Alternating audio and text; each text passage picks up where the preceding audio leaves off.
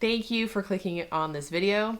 This is Case by Case Divorce. I'm here to talk about all things narcissistic abuse and in particular, narcissistic divorce. In my coaching business, this question comes up in a bunch of different ways every day, all the time. And the question is, how do I get this to stop? Me and my clients talk about it. We strategize, maybe it's this court order, maybe it's filing an application for this, maybe it's sending this email, maybe it's this, maybe it's that. Eventually, I get to the point where I just tell them, actually, none of that really matters. If you've been divorcing a narcissist for any amount of time and you think about it, you're going to know that this is true. You can get an agreement from them about how Christmas holidays are going to go. You can have a court order that says they're going to give you the kids on this day, or that they're not going to come near your house, or that they're not going to phone you, or that they're going to pay you this amount, or that they're going to agree to this assessment for your kid. And do they do it? No, they don't do it. You can get the agreements, you can get the rules, you can get the court orders put into place. Does it make the abuse and the dickery and the crazy making and the manipulation and the coercive control, does it make it stop? No, it doesn't make it stop. So what we learn from that is that doing things on the outside of our own beings, getting these things which are outside of ourselves and thinking that they're going to protect us and they're going to save us from this particular type of abuse is wrong. If you're dealing with a regular abuser who's not a narcissist, you can get a court order in place and they'll probably follow it. A narcissist is never going to follow it. They'll probably double down on that behavior because there's been a rule put in place. So we know that stuff doesn't work. What does work? Let me tell you. But first, if you're finding this information useful or you like my content, please click like or subscribe or share it with other people because that's the whole point. Okay. Here's the answer.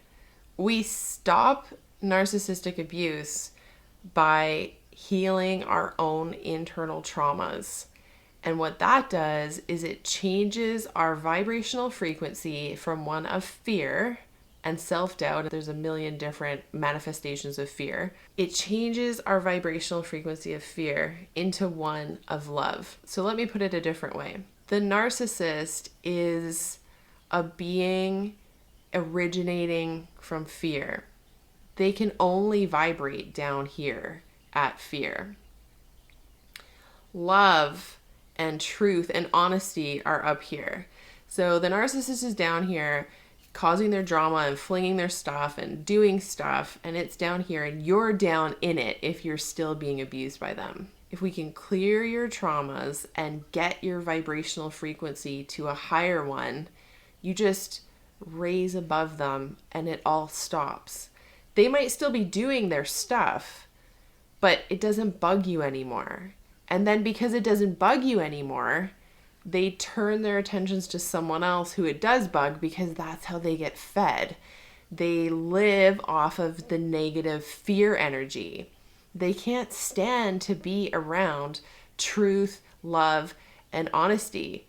So it's not about getting this or that done or this rule put in place. It's really about coming inside and looking at what's going on in your own being that needs to be healed so that you can raise yourself up to a higher vibration. And if we look at narcissistic abuse in this way, then actually every time they do something crappy and trigger us, they're actually giving us a gift, because they're showing us what needs to be healed next. If you can turn the tables on them so that this is a game of self-reclamation and self-empowerment and self-healing, you've completely disarmed them. You've taken away all of their power. When they do something bad to you, you don't vibrate back at a negative, fear-based level.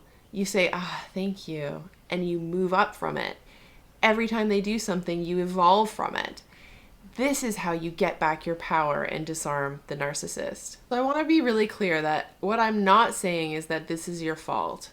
I am saying that this is your responsibility. Instead of viewing this as something that's happening to you, shift it to something that's happening for you, and that's how you're going to get free. This isn't about you're not doing it right or you're so bad you attracted this to you or any of that. It's more like You are such an evolved being, and you came here with such a massive plan for evolution, expansion, and growth that you signed up for this shit in order to get to where you want to go.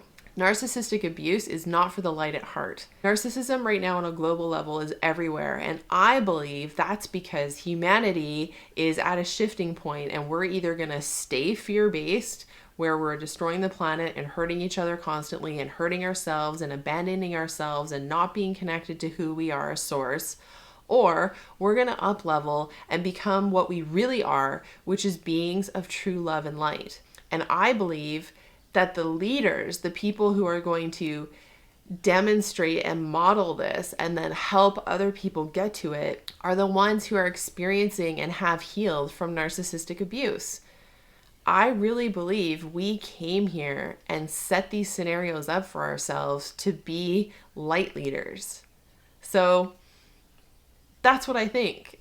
And the reason I think that is because that's been my experience. I've seen it, I've lived it, and anytime I can convince somebody of this and they switch over into understanding this is happening for me, not to me, and they start using the abuse as a way to heal, the narcissist in their life disappears and they expand and shoot out into incredible potentiality and expansion and creativity and love and light, and their lives become awesome. This has been my experience. I've seen it happen lots of other times with other people, and it can happen for you too. If you're interested in working with me, check out the links down below.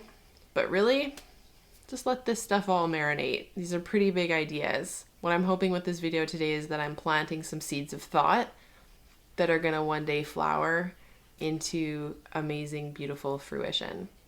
Thank you so much for your time. Take good care.